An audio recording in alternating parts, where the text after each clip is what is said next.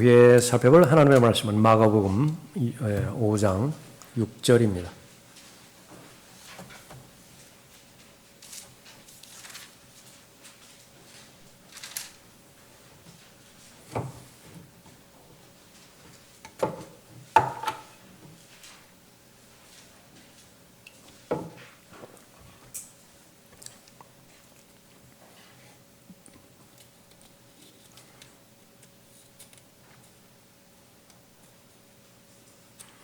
마가복음 5장 6절부터 20절까지 받들어 읽겠습니다.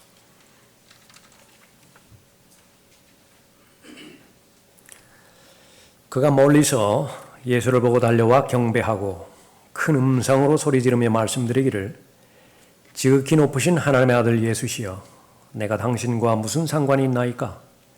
내가 하나님을 두고 당신께 간청하오니 나를 괴롭히지 마소서라고 하니 이는 주께서 그에게 말씀하시기를 더러운 영아 그 사람에게서 나오라고 하셨기 때문이라. 주께서 그에게 묻기를 내 이름이 무엇이냐고 하시니 그가 대답하여 말하기를 내 이름은 군단이오니 이는 우리가 많기 때문이니다라고 하더라. 또 그가 주께 간절히 청하기를 자기들 이 지방에서 내보내지 말아달라고 하더라. 그때 저쪽 산 근처에서 큰 돼지떼가 먹고 있었는데 모든 마귀들이 주께 간구하여 말하기를 우리를 돼지에게로 보내주소서. 그러면 우리가 그들에게로 들어가겠나이다라고 하더라. 예수께서 즉시 그들에게 허락하시니 그 더러운 영들이 나와서 돼지들에게 들어가더라. 그러자 그 돼지떼가 산비탈을 거세게 달려 내려가 바다로 들어가서 그 수는 약 2,000마리나 되더라. 바다에 빠져 죽더라. 그러자 그 돼지들을 치던 사람들이 달아나서 그 성읍과 지방에 그 일을 전하니 사람들이 무슨 일이 일어났는지 보려고 나오더라. 그들이 예수께 와서 마귀에게 사로잡힌 사람, 즉 그 군단을 지녔던 자가 앉아있고 옷을 입고 있으며 또 정신이 온전한 것을 보고 두려워하더라.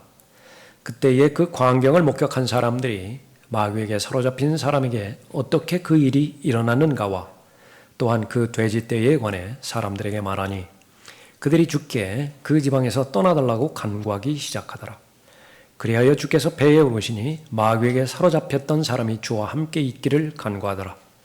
그러자 예수께서 허락지 아니하시고 그에게 말씀하시기를 집에 가서 내 친구들에게 주께서 너를 위하여 얼마나 큰 일들을 행하셨으며 너를 얼마나 가엾게 여기셨는가를 말하라고 하시니라.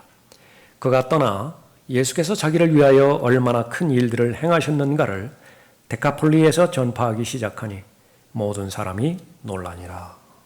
네, 기도하겠습니다. 아버지 하나님, 오후에도 또 최상의 경배 드릴 수 있도록 모든 여건 구비시켜 주시니 감사드립니다.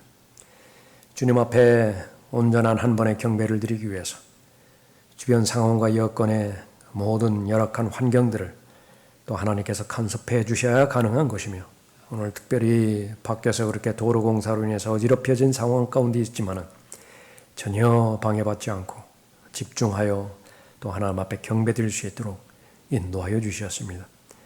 뿐만 아니라 그 환경보다 더 중요한 성도 각 사람의 마음의 상태를 또 성령 하나님께서 간섭하여 주시고 기도에 응답하여 주셔서 최적의 상태로 하나님을 사랑하는 아름다운 마음으로 준비시켜 주시고 구비시켜 주셔서 마음껏 하나님을 찬양하고 또 하나님께서 베풀어 주시고자 하는 하나님의 계획과 영적인 복들을 마음껏 누리고 향유할 수 있도록 인도해 주시니 감사를 드립니다.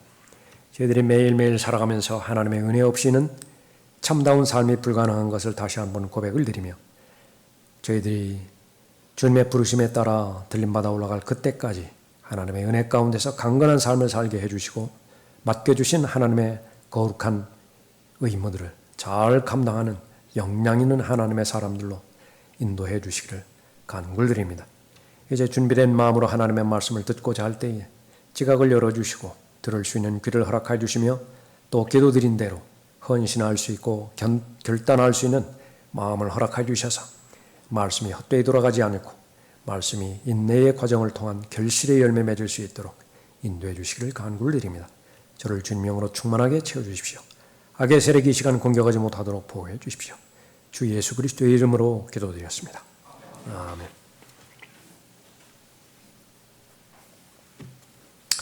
나를 괴롭히지 마소서라고 하는 제목으로 말씀드리겠습니다. 물론 본문에서 마귀가 예수 그리스도께 한 말이죠. 나를 괴롭히지 마소서. 그런데 이 부분이요, 거의 대부분의 사람들의 입에서 예수님께 향하는 소리가 되어버렸습니다. 나를 괴롭히지 마소서. 나를 괴롭히지 마소서. 얼마만큼 오해가 되어지는 말인지 본문 말씀을 통해서 살펴보겠습니다. 예수 그리스도께서 왜 오셨는가 오해하면 이 말을 하게 되어 있습니다.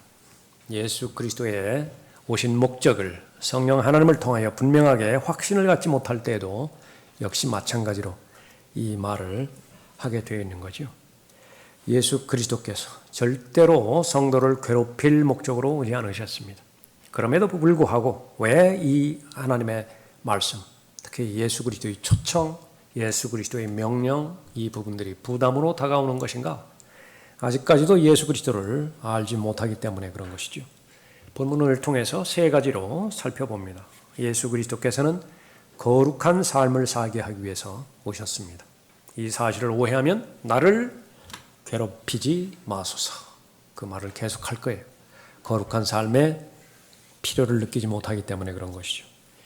또 하나는 예수님께서는 마귀의 일들을 멸망시키기 위해서 오셨습니다.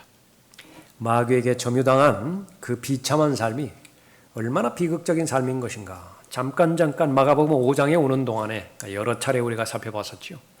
거기에는 삶이 없어요. 거기는 삶의 어떤 의미도 없고.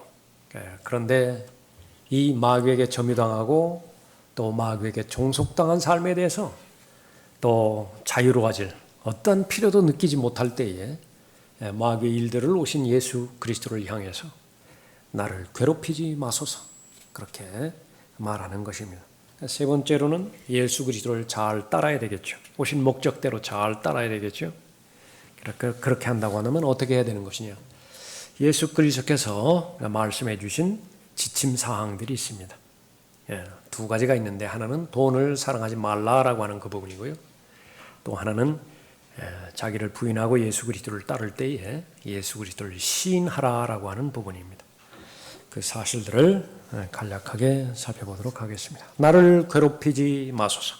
예수 그리스도는 여러분을 괴롭히기 위해서 오신 것이 절대로 아닙니다. 왜 오셨는가? 첫 번째로 예수 그리스도는 거룩한 삶을 살게 하기 위해서 오셨습니다. 6절 보십시오.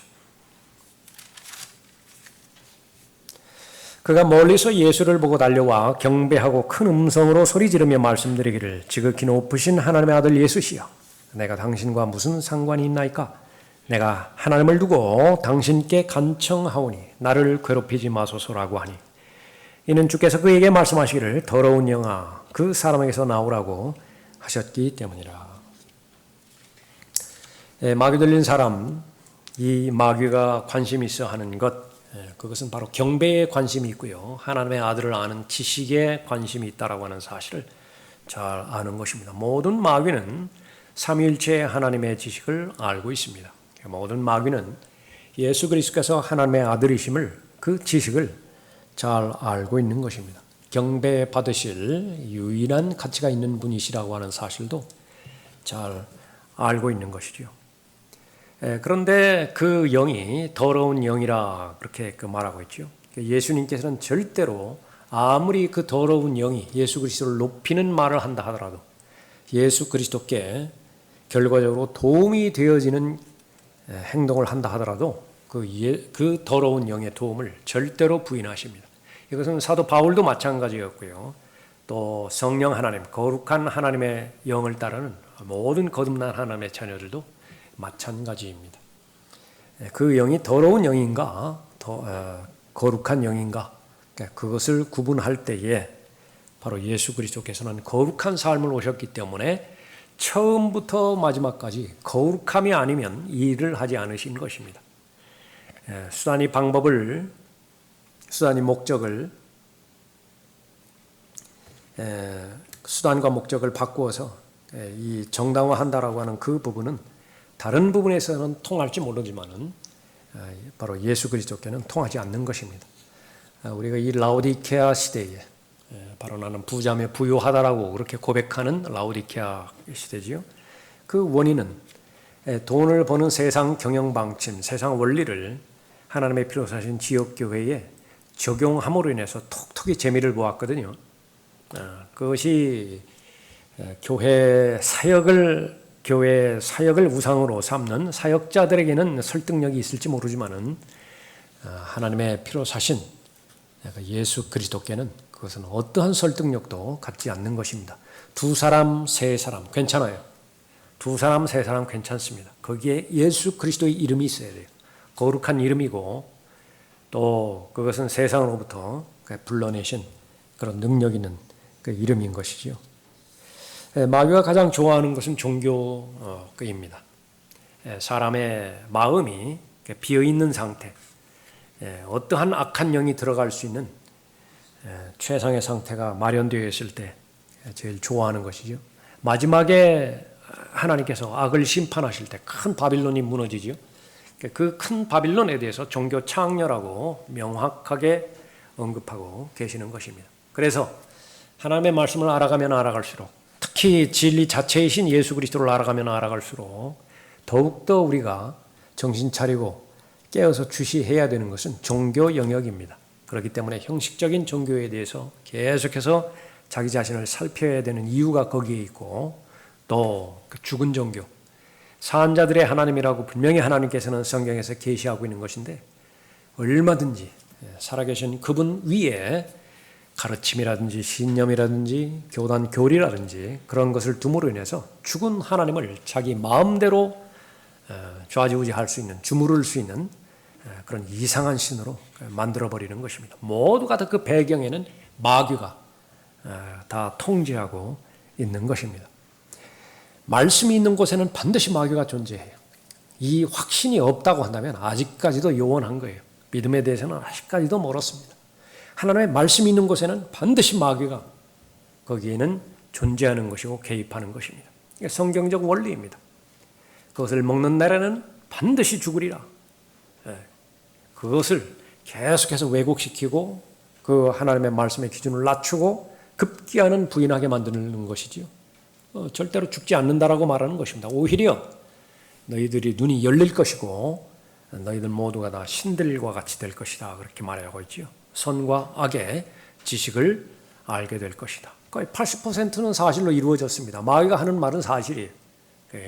선과 악의 지식을 얻은 것, 그 결과가 무엇이죠?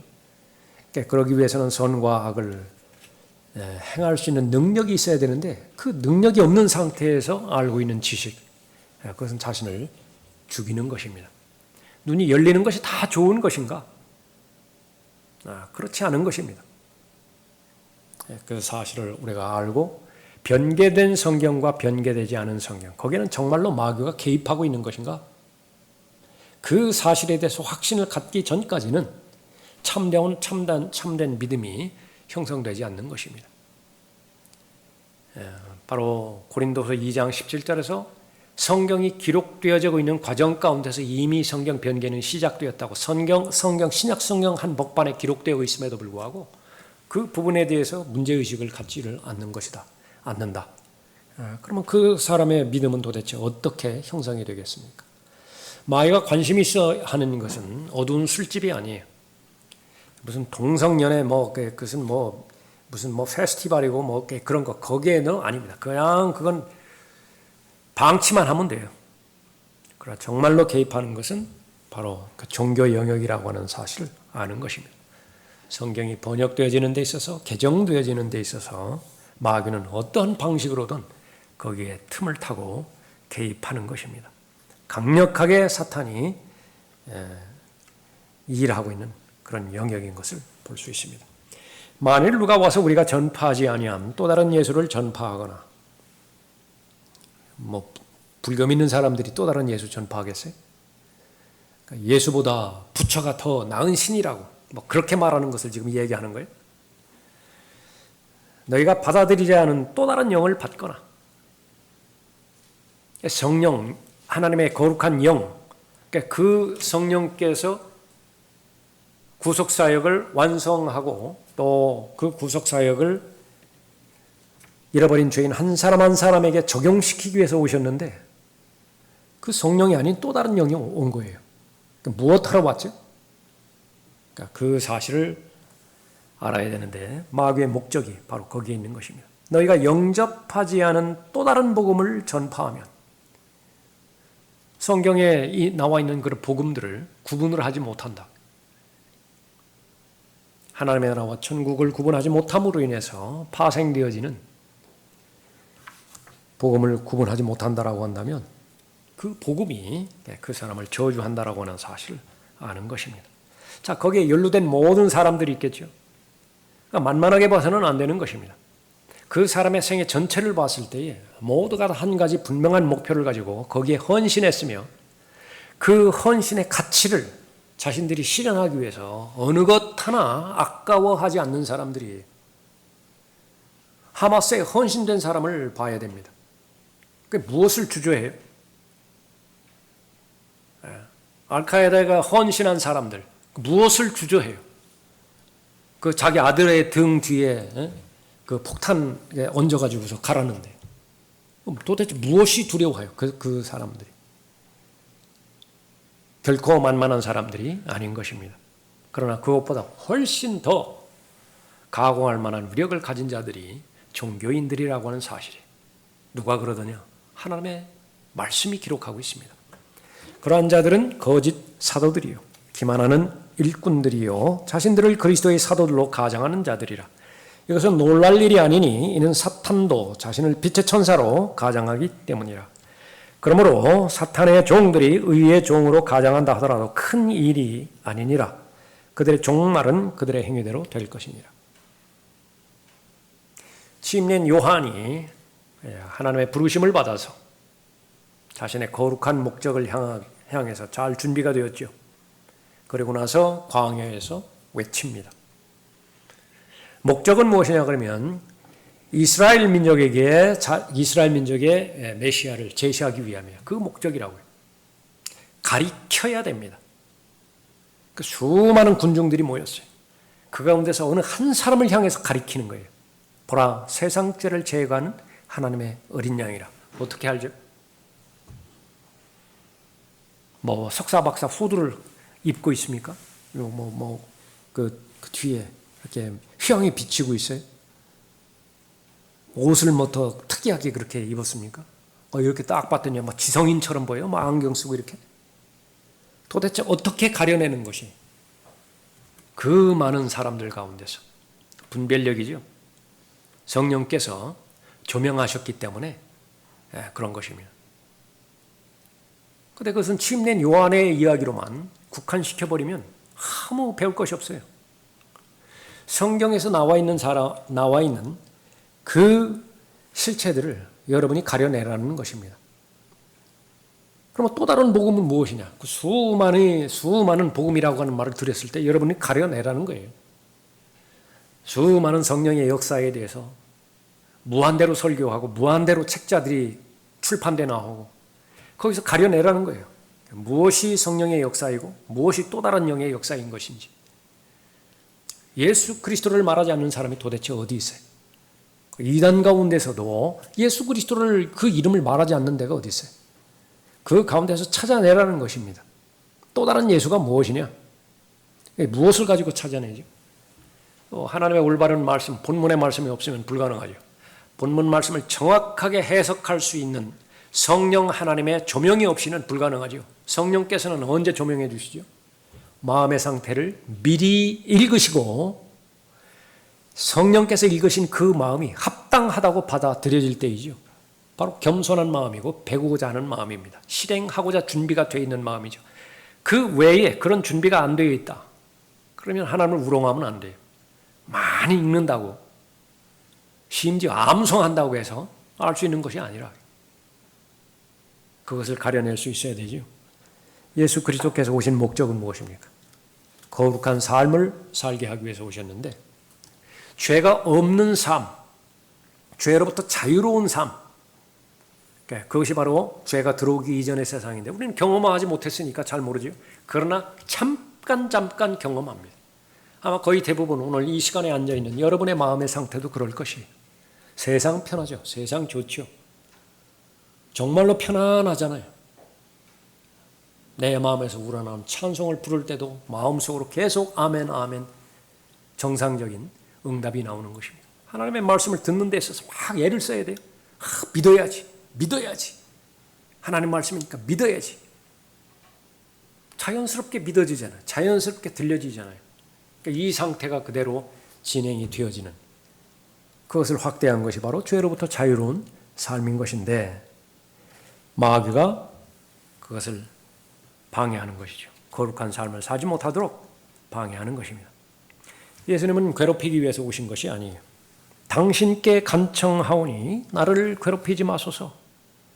이거는 정당하게 말하는 거예요. 예수님은 마귀를 괴롭히기 위해서 오신 거예요. 왜냐하면 마귀를 구원의 대상으로 보지 않으셨기 때문에. 타락한 천사는 구원의 대상이 아닙니다. 타락한 마귀는 구원의 대상이 아니에요. 구원의 대상은 유일하게 피를 가진 죄인들 뿐입니다. 인자가 온 것은 잃어버린 자를 찾고 또 구원하려는 것이라. 예수님께서 오신 목적입니다. 도둑이 오는 목적이 있다고 말씀하시죠. 도둑은 오직 도둑질하고 죽이며 멸망시키려고 오지만, 사업설명서 들었는데, 분양계획서 그거 다 들었는데 막 마음이 너무 급해. 다른 사람이 먼저 신청할까 봐, 다른 사람이 먼저 계약할까 봐 막 서둘러서 도장 찍고 사인하고 그런 것을 했는데, 들려서는 안 되는 청천벽력 같은 소리가 들리는 것이죠. 없어져 버렸다고. 나중에 알아봤더니 한두 사람이 아니에요. 수십 명이 아니에요. 수백억, 수천여 개 그런 손해를 입히고 그냥 사라져 버렸다. 그러면 여러분이 그리스도인이기 때문에 여러분 그리스도는 그 닥치는 사건 가운데서 그것을 통찰력을 발휘해서 찾아내야 돼요. 실체가 뭐냐? 그에 대한 실체가 뭐냐? 돈을 잃어버린 것, 그거 다 잃어버린 것 같다고요. 근데 분명히 하나님께서 말씀하십니다. 돈으로 이 세상이 똘똘 뭉쳐서 세상 전체가 다 돈으로 이루어졌다 하더라도, 그 돈으로 준 세상 전체를 다 얻었다 하더라도 내 자신의 혼 잃어버린다고 한다면 아무것도 아니다. 근데 그 역할을 누가 하는 것이냐? 도둑이 한 것이거든요. 그 목적으로 달려드니까. 사기꾼은 사기칠 목적으로 오는 거예요. 도둑은 도둑질할 목적으로 오는 것인데, 예수 그리스도를 알지 못하면 어떻게 알지 못해요? 왜 나를 괴롭게 하십니까? 그 문제가 해결되지 않는 한 예수 그리스도를 모르는 거예요. 그러면 도둑이 온 목적에 넘어가게 되는 것입니다. 도둑은 오직 도둑질하고 죽이며 멸망시키려고 오지만 내가 온 것은 양들로 생명을 얻고 더 풍성히 얻게 하려 함이라. 내가 구원받았을 때에 지금까지의 나의 삶은 여기까지고 구원받은 이후의 삶은 망쳐버린 삶이구나. 걷잡을 수 없는 회의감에 빠집니까? 저는 약간 그랬었어요. 그래도 충분하다고 생각했습니다. 왜냐하면 심판과 지옥의 형벌의 문제가 해결되었다고 봤기 때문에. 속이는 거예요.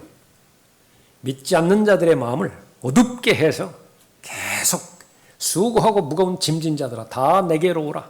그 말씀을 정반대로 해서 지금까지 짐지고 살았는데 이제는 2배, 3배의 무거운 짐을 더 지고 살아가야 되는 것이구나. 그런 삶으로 오해하게 만드는 거죠. 아닌 게 아니라 예수 그리스도를 올바로 알지 못하고 아들을 아는 지식에 이르지 못하면 그 말이 맞아요. 2배, 3배의 2중, 3중의 짐을 지고 살아가야 되는 것입니다. 왜냐하면 구원받기 이전의 삶을 그대로 살아가야 되고요. 또 종교가 짐을 얹어주거든요. 그것이 바로 바리새인들이 했던 짓입니다. 해결책은 무엇이냐? 예수 그리스도를 알아야 돼요. 예수 그리스도께서 오신 목적대로 예수 그리스도를 만나면 되는 것이죠. 예수 그리스도를 개인의 구주로 믿고 마음에 영접했을 때, 구원받았을 때 나의 삶이 파손당한 것이 결코 아닙니다. 약속의 말씀처럼 풍성한 삶이 이제 시작된 것입니다.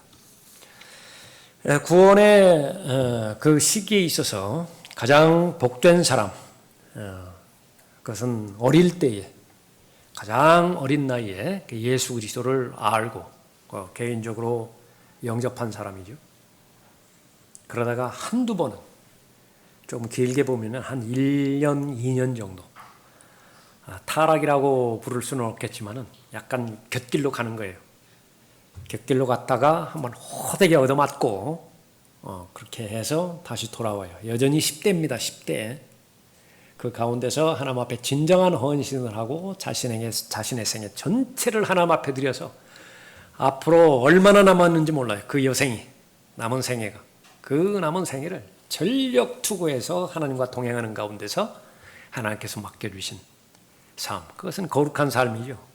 한마디로. 거기에 매진한 삶. 최고의 삶입니다. 예. 그러나 그런 사람은 별로 그렇게 많지 않을 것 같고요. 중간에 그런 삶을 대표하는 것이 이제 디모데의 삶 아니겠어요? 바울의 삶을 한번 보자고요. 정말로 교회를 파괴시키고 또 예수 그리스도를 박해했던 삶을 적지 않은 기간 동안 했죠. 근데 바울은 종교인이었으니까 도덕적이고 윤리적인 범죄에 빠지지는 않았을 거예요. 그러나 일반적인 사람 같은 경우에는 예수 그리스도를 영접하지 않는 그 기간 동안에 마귀 같은 삶을 살았잖아요. 그래서 그러다가 중간에 구원받았고 그 다음엔 어렵다고요. 어려워요. 무엇이 어려운 것이냐. 그러니까 지금까지 세상에 푹 빠졌던 기간들, 그 기간들이 단번에 없어지지 않아요. 그것은 어떤 형태로든지 나한테 영향력을 미쳤기 때문에 그것을 계속 벗어나기 위해서는 2배, 3배의 노력을 해야 되는 것입니다. 말씀에 더 가까워지고 기도에 더 집중해야 되죠. 누구에 비해서? 어릴 때 구원받은 그 성도에 비해서. 그러나 모두가 다 단점만 있는 것이냐?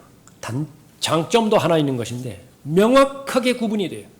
구원받지 못한 그런 그 삶이 주는 마귀적인 삶하고 세상 지향적인 삶을 살았을 때에 아무것도 건질 수 없는 회의만 남는 그런 헛된 삶하고 그리스도 안에 있는 새로운 피조물로서 예수 그리스도와 동행하며 약속하신 풍요로운 삶을 살고 또 주신 계획과 복들을 마음껏 향유한 삶, 이것이 너무 분명하게 대조가 되어지는 것이거든요.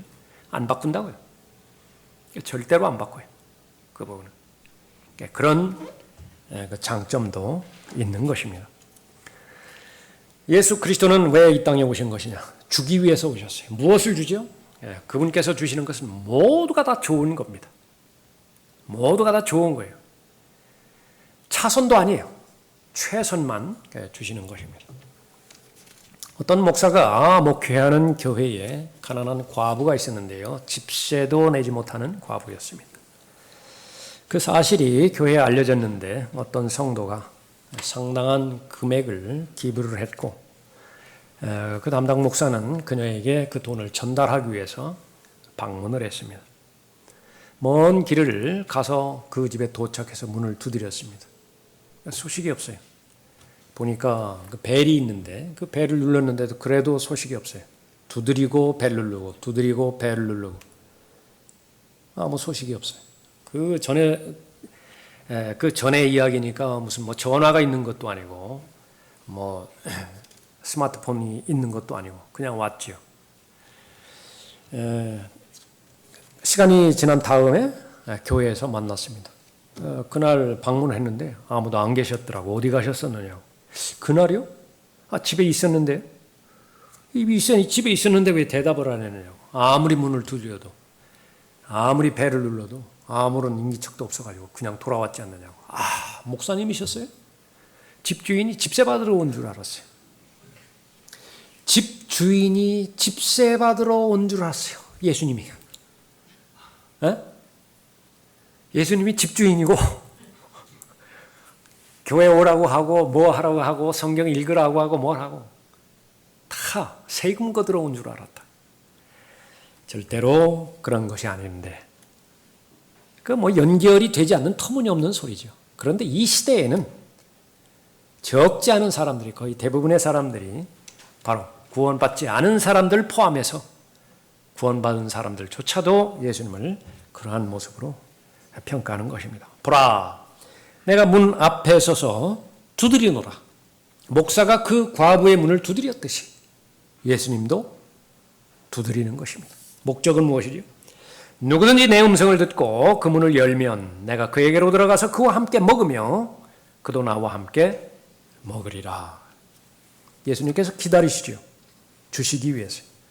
절대로 문을 여는 사람의 생을 망치기 위해서 계속 두드리는 것이 아닌 것입니다. 그러나 이 오해한 사람들, 어떻게 오해한 사람들이죠? 나를 그만 괴롭히십시오. 예수 그리스도를 믿으면 믿을수록 이거 그만하라, 이거 하면 안 된다, 이거 중단하라, 이거 멈춰라, 이런 것들로만 계속되어질 수 있다. 그러나 그런 모든 것들 사실인데 무엇을 멈추라고 하는 것이 죄에 연루된 모든 부분들, 수없이 많은 감옥들이 있는 것입니다. 그 감옥들을 계속해서 더 깊은 감옥으로 포로로서 얽매이는 모든 사람들, 그 사람들로부터 자유롭게 해주고자 예수님께서 오신 부분이죠.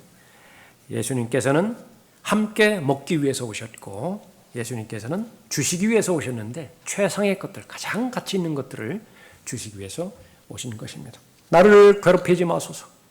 나를 괴롭히지 마소서. 예수님은 괴롭히기 위해서 오신 분이 아닙니다. 적어도 하나님의 자녀들에게, 잃어버린 죄인들에게 그런 것이죠. 두 번째로는 마귀의 일들을 없애기 위해서 오셨기 때문에 그렇습니다. 9절 보십시오. 주께서 그에게 묻기를 내 이름이 무엇이냐고 하시니 그가 대답하여 말하기를 내 이름이 군단이오니 이는 우리가 많기 때문이니다라고 하더라.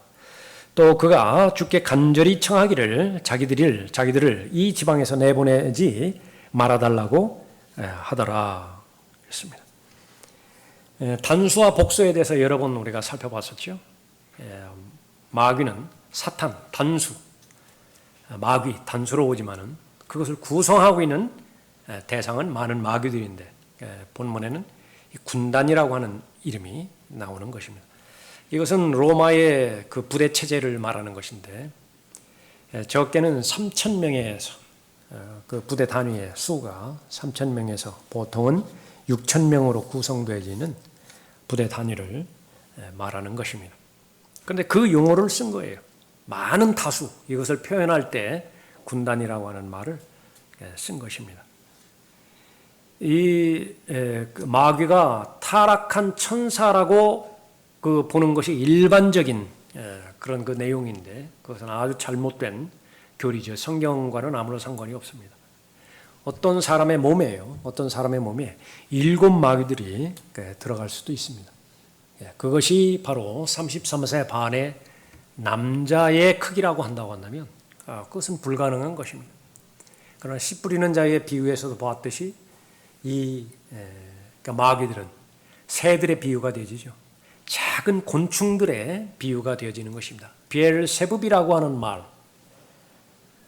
그 마귀를 대표하는 그런 말들이죠. 그것은 파리들의 대왕이에요. 수많은 파리들, 그것이 바로 비엘세붑이라고 하는 그런 그 말입니다. 예수 그리스도께서 마귀의 일들을 없애기 위해서 오셨는데 바로 마귀가 하는 일들, 그것은 하나님의 일들을 하나님의 일이라고 드러났다고 한다면 그것을 모두가 다 방해하는 일들이죠. 그런데 마귀가 공격하고 방해하는 그런 일들은 실제로 성경에서 언급하는 것처럼 제일 먼저 예수 그리스도를 영접하지 못하게 만드는 것입니다. 그러면 예수 그리스도를 영접하지 못하게 만든다는 것은 무엇을 말하는 것이냐 그러면 예수 그리스도의 존재를 믿기는 믿으라고요. 근데 마귀들도 믿잖아요. 예수 그리스도를 마귀들도 믿는다고요.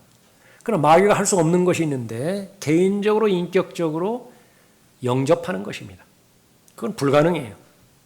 그런데 하나님의 아들이 되는 권세, 파워를 하나님께서 주시기 위한 조건은, 유일한 조건은 예수 그리스도를 영접하라고 해요. 마음으로 받아들이라라고 하는 그런 부분이죠. 그래서 마귀가 공격하는 가장 강력한 공격 가운데 하나는 믿기만 하고 영접하지 말라. 그것입니다. 그 배경에는 극단적 칼빈주의의 교리가 아주 깊숙이 관여가 되었습니다. 창세 전에 그들의 말로는 구원받을 사람과 구원받지 못한 사람이 예정되어 있다. 미리 정해져 있는 것이죠. 그래서 아무리 예수 그리스도를 믿지 않기로 발부둥 친다 하더라도 하나님의 주권적인 섭리, 그런 말을 자주 씁니다. 저항할 수 없는 은혜. 아무리 저항해보라. 하나님의 은혜를 거부할 수 있는 것이나. 그렇게 해서 결국은 믿게 되었기 때문에 당신이 이 자리에 앉아 있는 것은 바로 하나님의 예정된 사람이기 때문에 그런 것이다. 그러니까 그 사람은 그 말에 안심을 하고 영접하지 않아요. 영접하지 않고 일생 동안 헌신을 했던, 심지어는 자신의 몸을 불살라 순교의 대상에 포함을 시켰던 예수님의 평가는 단 하나입니다. 무엇이냐? 나는 너를 모른다. 영접하지 않고 믿는 사람들, 주여 주여 하는 사람이 아무리 마귀들을 쫓아냈다 하더라도, 아무리 깊은 내용의 예언들을 했다 하더라도 그것은 예수님과는 아무 관계가 없는 것입니다.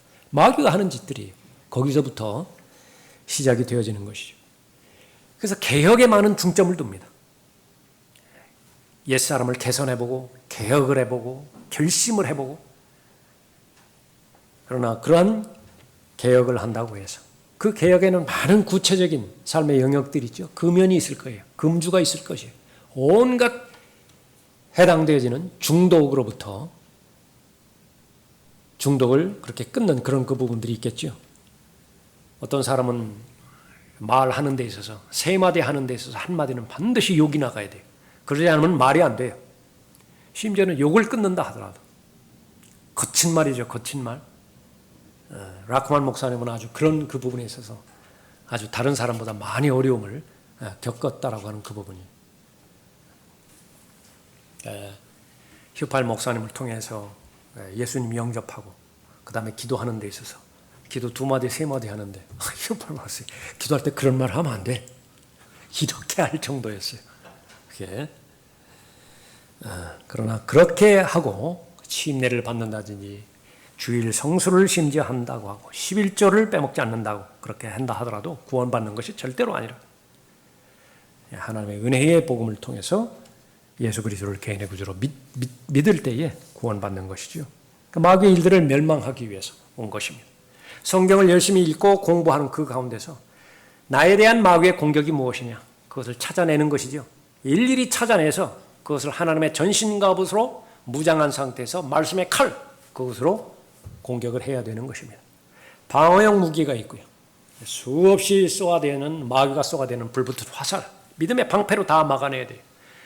그것만 있으면 한이 없고요. 반드시 하나님의 말씀의 칼, 양날 가진 칼을 빼어 들고 적극적으로 공격해야 되는 그런 부분에 있어서는 공격을 해야 되는 것이죠. 그것이 예수 그리스도께서 오시지 않았다라고 한다면 불가능한 것입니다. 나를 괴롭히지 마소서. 예수 그리스도는 나를 괴롭히기 위해서 오신 분이 아닙니다. 간단한 말입니까? 아니에요. 중요한 말이에요. 한번 진지하게 생각해 봐야 됩니다. 예수 그리스도의 말씀이 왜 부담이 될까? 하나님 앞에 헌신하고 또 하나님의 말씀에 순종하라고 하는 말이 이 말씀이 이 영역에서 걸리는데 왜 걸리는 것인가? 본질이 혹 하나님께서 나를 괴롭히는 것이나 하니까 그 부분과 관련되었다라고 한다면 오늘 본문 말씀을 통해서 다 말끔하게 해결해야 되는 것입니다. 그 말씀이 바로 나에게 상관없는 말이라고 한다면, 나를 괴롭히지 마소서, 이건 마귀들이 하는 말이거든요. 내가 하는 말이 아니라고요. 그러기 위해서는 마지막 세 번째로 예수 그리스도를 따라야 됩니다. 14절 보십시오. 그러나 그 돼지들을 치던 사람들이 달아나서 그 성읍과 지방에 그 일을 전하니 사람들이 무슨 일이 일어나는지 보려고 나오더라. 그들이 예수께 와서 마귀에게 사로잡힌 사람, 즉 그 군단을 뒤졌던 자가 앉아있고 옷을 입고 있으며 또 정신이 온전한 것을 보고 두려워하더라. 다 반대죠. 마귀들일세 이 사람은 어떻게 했어요? 자신을 통제하지 못했죠. 자신의 목소리도 이상이 있고 자신의 눈동자도 이상이 있습니다. 또 옷을 다 벗어 제껴버렸죠. 그러고서 마귀 들린 상태가 낮이든 밤이든 변동이 없어요. 그대로 가는 것이에요. 전혀 딴 사람이 됐잖아요. 그것을 주변 사람들이 명확하게 알아차린 것입니다. 바로 그 사람이었거든요. 그 사람이 지금 변한 거예요. 그런데 반응이 무엇이에요? 두려워하더라. 왜 두려워하죠? 16절에 그때의 그 광경을 목격한 사람들이 마귀에게 사로잡힌 사람에게 어떻게 그 일이 일어났는가와 또한 그 돼지떼에 관해 사람들에게 말하니 그들이 주께 그 지방에서 떠나달라고 간구하기 시작하더라.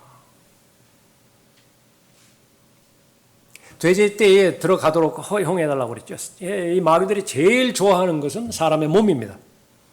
지난 시간에 살펴봤던 것처럼 많은 요소들이 사람의 몸을 갖추고 있죠. 물을 좋아하는 것인데 70% 이상이 물로 구성되어 있고 습한 곳이고요. 종교적인 그런 그 부분을 좋아하기 때문에 사람보다 더 좋은 것이 없다. 사람에게 들어가는 것이 허용이 안 되면 그 다음에 이제 짐승으로 들어가는 거예요. 돼지떼에 들어가기도 하고 뭐 황소에게 들어가기도 하는데 여기에는 돼지떼에 들어가게 되는데요. 군단이라고 하는 그 많은 마귀의 정체가 2,000마리에 해당되는 돼지떼 안으로 들어가서 돼지떼에 들어가니까 그 높은 곳에서 밑으로 최대 속력을 다 동원해서 풀 악셀을 밟고요. 브레이크와는 상관없습니다. 그대로 치닫는 것인데 라크몰 목사님이 이 부분을 우스갯소리로 해서 혹사이드, kill suicide, 자살이죠, 자살. 돼지가 자살했어요. 그래서 그 보면 영어로 표현되는 그런 말 가운데서 deviled ham이라고 하는 말이 있다고 그래요. 아주 그 매운 그 햄이랄까, 돼지 그 넓적다리를 햄이라고 합니까? 거기 하는데 바로 성경에서 제일 먼저 나온 deviled ham이라. 그러니까 마귀 들린 돼지들이 바닷속으로 들어간 것이죠. 그런데 그 광경을 지켜봤던 사람들의 제일 첫 번째 관점은 뭐냐면 자기의 비즈니스가 이게 엉망이 돼버린 겁니다. 율법에 따른 상태에서 유대인은 돼지와 아무 상관이 없어요. 그런데 그것이 하나님께서 금하신 대상인 것을 알고 있음에도 불구하고 이것이 쏠쏠해요. 비즈니스가. 이방인에게 팔면 되는 것이거든요. 그러한 목적으로 돼지를 치는 것입니다. 돼지를 키우는 것이에요. 본인은 하지를 않는데 다른 사람 보고 하라고 한다. 이것이 율법주의의 한계인 것입니다.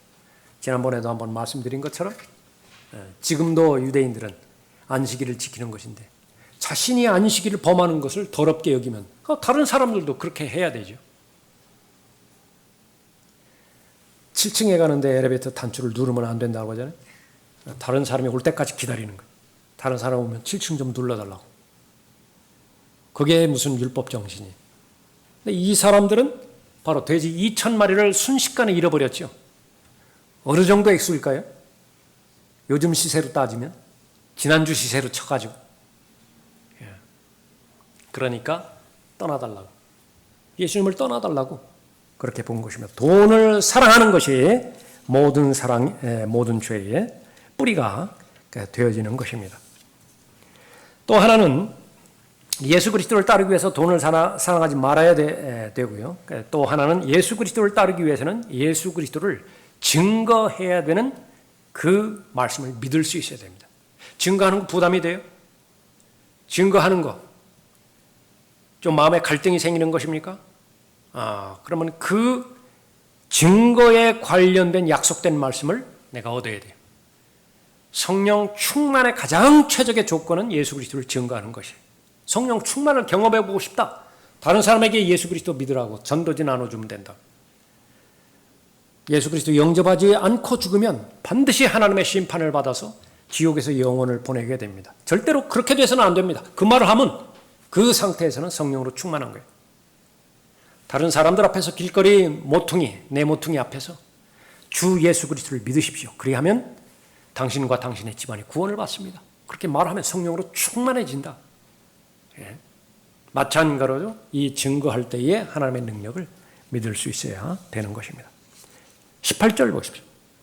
그리하여 주께서 배에 오르시니 마귀에게 사로잡혔던 사람이 주와 함께 있기를 간구하더라. 17절에 간구하기 시작하더라 같은 말이 나오죠. 예수님께 간구하기 시작한 거예요. 근데 여기에도 간구하더라가 나와요. 18절에 간구하더라. 이건 극과 극입니다. 무엇을 간구한 거예요? 예수님 제발 좀 제 삶에서 떠나가 주십시오. 라우디게아 문이 열려 있으니까 제발 좀 나가 계십시오. 그리고 필요하면 부를게요. 그때까지는 밖에서 좀 기다려 주세요. Please. 문 탕 닫아버렸다. 그런 간구가 있고 여기에서 이 하나님의 은혜를 경험한 사람은 제발 좀 제가 예수님과 함께 있도록 예수님 따라가도록 허락해 주십시오. 간구해 주십시오. 간구한 거예요. 떠나달라고 간구하기 시작한 사람도 있고 주와 함께 있기를 간구하는 사람도 있는 것입니다. 예수 그리스도께서 어디로 가든지 자신은 따를 준비가 되어 있다라고 하는 그런 그 부분이죠. 그런데 예수님은 그걸 필요로 하지 않는다고 말씀하셨어요. 그래서 좀 서운할 수도 있어요. 그러면 따라오라고 그렇게 하면 좋을 텐데 나는 너를 필요로 하지 않는다. 그 대신에 뭐라고 말씀하셨어요? 19절에 다시 보면 그러나 예수께서 허락지 아니하시고 그에게 말씀하시기를 집에 가서 내 친구들에게 주께서 너를 위하여 얼마나 큰 일들을 행하셨으며 너를 얼마나 가엾게 여기셨는가를 말하라. 사마리아에서 큰 부흥이 일어났습니다. 막 말씀을 전했는데 수많은 죄인들이 와서 구원을 받고 모임이 형성되어지고 이어서 성경 공부로까지 연결이 되어졌는데 그런 부흥의 한 복판에 있는 빌립에게 성령께서 말씀하십니다. 거기서 나와서 저 사막에 가자에 이르는 길이 있는데 그쪽으로 가라고 해요. 거기 한 사람이 있을 것이다. 지금 대중이 지금 엄청나게 많은 무리가 구원을 받아서 복음을 전하기만 하면 구원받고 그 부흥의 대역사가 일어나는데 그 한 사람 때문에 가라는 것이에요. 예? 그런데 예수 그리스도를 올바로 믿는 하나님의 자녀들 빌립과 같은 반응을 보이는 것입니다. 거기에 토를 절대로 달지 않아요. 그냥 가는 거예요. 가자 그 지역에 그 사막에 그대로 가는 것이 한 사람이 구원을 받죠. 빌립은 알 길이 없어요. 사마리아의 그 많은 사람들이 5년 후에 어떤 결과를 가져올지 그 가자 사막으로 가든 에티오피아로 가든 그 한 사람의 내시가 구원을 받고 5년 후에 어떤 결과를 가져올지 빌립은 계산 불가능해요. 성령 하나님은 뻔히 보신다. 뻔히 다 알고 계신다. 그러니까 다 좋은 거예요. 절대적으로 좋은 것이에요. 그 사실을 알 때에 예수님께서 이 사람에게 명령하시죠. 집에 가라. 그래서 너에게 일어났던 일들 그대로 이야기를 하라 말합니다. 라크만 목사님이 감옥사역 하실 때에 일어났던 에피소드 하나 말씀드리고 마치도록 하죠. 만났던 그 사람의 이름이 휘티 우드라고 하는데 처음 듣는 이름이죠. 화이티라고 읽어야 될지 어쨌든 휘티 우드라고 하는 사람이에요. 이 사람이 죄를 범했기 때문에 감옥에 있었겠죠. 감옥에서 정기적으로 설교를 하는데 락관 목사님이 설교하는 그때가 되어지면 신문지로 자신의 얼굴을 덮어버리고요. 그거는 내가 당신을 무시하니 그거를 아시오 이 뜻이에요. 그런 사람이 있었는데 그 사람 주변에 있었던 사람들은 몇 명이 이제 계속 구원받기도 합니다. 시간이 흘렀어요. 공원에서 이 구령을 하고 또 이어져 있는 성경 공부에 참석을 하는데 어떤 청년이 와서 학생이 와서 말합니다. 저 공원에 누워있는 사람이 있는데 라카만 목사님은 안 돼요. 근데 목사님하고 이야기하고 싶다는데요. 불러오라고. 그래서 맞았더니 그 사람이에요. 그래서 이제 추록이 됐겠죠. 근데 그 사실을 이야기를 합니다. 그때 신문지 뒤집어 쓰고 있었던 거 그건 내가 잘못했습니다. 내가 사과드립니다. 그런데 목사님이 전했던 그 말은 한마디도 놓치지 않고 다 내가 들었습니다. 우리 어머니는 그리스도인인데 나는 아직 그리스도인은 아닙니다. 보니까 술 냄새가 나요. 그래서 요청하기를 오늘 밤 어디에서 내가 묵을 수 있는 그 장소를 좀 조선해 줄 수 있겠느냐라고. 그래, 그 교회든지 이런 부분이겠죠. 라카만 목사님이 알고 있는 레스큐 미션이 있습니다. 그 거린들이라든지 그 노숙자들 향한 그 사역이죠. 그 장소에 있는데 한번 가겠느냐고. 가겠다고. 그 차에 태워서 가는데 30분 걸렸습니다. 그 30분 도착했는데 거기서 받아주질 않아요. 거기 있을 만한 정신의 상태가 아니어서. 그래서 이제 그 사람이 요청을 합니다. 내가 누워있던 공원에 거기 다시 데려다 주시면 내가 거기서 오늘 밤 거하겠다고. 그러자고. 그렇게 여기서 차를 타고 오는데 이제 거기서 이제 복음을 전했습니다. 예수 그리스도를 개인의 구주로 영접했어요. 구주가 되어주시라고 요청을 했습니다. 근데 그때까지는 거의 말이 없던 사람이 계속 오면서 말을 계속 하는 거예요. 한 가지 제안을 합니다. 그 공원에 가지 말고 그때 이제 라카만 목사님이 컨테이너에서 거주했던 그런 때인 것 같은데 그 뒤에 그렇게 하룻밤을 묵을 수 있는 장소가 있는데 그때 따뜻한 여름밤이고 그러니까 거기에서 묵을 의향이 있겠느냐고. 그러겠다고. 이제 그곳에 도착을 했습니다. 도착을 했는데 거기서 묵을 수 있는 담요를 주고 랜턴을 주고 그 다음에 읽고 있던 작은 성경책을 그렇게 제공을 했어요. 이 담요하고 랜턴은 가져가면 안 되고 성경책은 가져가도 좋다고 그렇게 얘기를 했어요. 그러면서 돌아서려고 하니까 기도는 어떻게 하는 거냐고 이야기를 하더래요. 기도는 그냥 하나님께 이야기하면 되는 거잖아요. 한번 나한테 보여달라고. 기도하는 법을 보여달라고. 그래서 나하고 당신하고 이야기한 것처럼 바로 하나님 앞에 있는 것처럼 그렇게 이야기하면 된다고. 그것을 잠깐 이제 보여주었어요. 그리고 나서 라카만 목사님이 이제 트레일러로 들어가시고 그 사람은 이제 거기 있었겠죠. 그로부터 1시간 뒤 동안 계속 그 사람이 이야기하던 걸 이제 들었어요. 기도했던 거죠. 그게. 라카만 목사님하고 헤어지기 전에 자기 어머니한테 가서 자기에게 일어났던 일들을 이야기하고 싶다고 했거든요. 그러니까 듣던 중 반가운 일 아니겠어요? 너무나 훌륭한 일이라고. 좋은 일이라고. 다음 날이 됐습니다. 가봤더니 담요가 이렇게 잘 개켜져 있고요. 그 위에 뭐가 있었겠어요? 랜턴이 있고요. 없어진 거 하나 있어요. 뭐가 없어졌겠습니까? 성경이 없어요. 그 뒤로는 만나지를 못했어요. 그런데 이 부분을 말씀을 통해서 연결해서 우리에게 주는 교훈은 확신하기로는 자신이 말한 것처럼 자신의 어머니한테 가서 이야기했을 것이다. 자기 동생이 있다고 한다면 동생에게 이야기했을 것이다. 그런데 그것이 하나님의 관점에서 보면 어떠한 사역자가 한 것보다 어떠한 목사가 전파하는 것보다도 대단히 놀라운 그런 일이었을 것이다. 마지막 절 보실까요? 20절에 그가 떠나 예수께서 자기를 위하여 얼마나 큰 일들을 행하셨는가를 데카폴리에서 전파하기 시작하니. 지금 여기에는 이제 소망이 없어요. 그러나 주변 도시들이 있죠. 성읍들이 있죠. 데카폴리에서 이제 계속 전한 것입니다. 모든 사람이 놀라니라. 과거에 이 사람이 죄수였는데 술을 마실 그런 그 부분이었는데 심지어 랜턴이 주어졌고 담요까지 주었는데 그거 팔면 술 살 수 있거든요. 근데 그거 건드리지 않았다. 그 주변 사람들도 알고 놀랐다라고 하는 그 부분을 이 사람에게 적용시킬 수 있는 것입니다. 하나님의 일은 대단한 그런 그 일로 보이는 그런 부분도 있지만 상당히 많은 부분들이 이렇게 사소한 부분에서 일어나는 것인데 바로 많은 사람들이 예수 그리스도를 따르는 그 부분을 부담스러워하고 성가스러워하는 것이죠. 괴롭히려고 마치 오신 것처럼 그렇게 아는 것입니다. 절대로 그렇지 않다라고 하는 사실을 여러분의 믿음 가운데서 고백하시고 그런 생각이 들 때마다 그건 마귀가 주는 생각이고요. 예수님께서 오신 목적은 분명한 것입니다.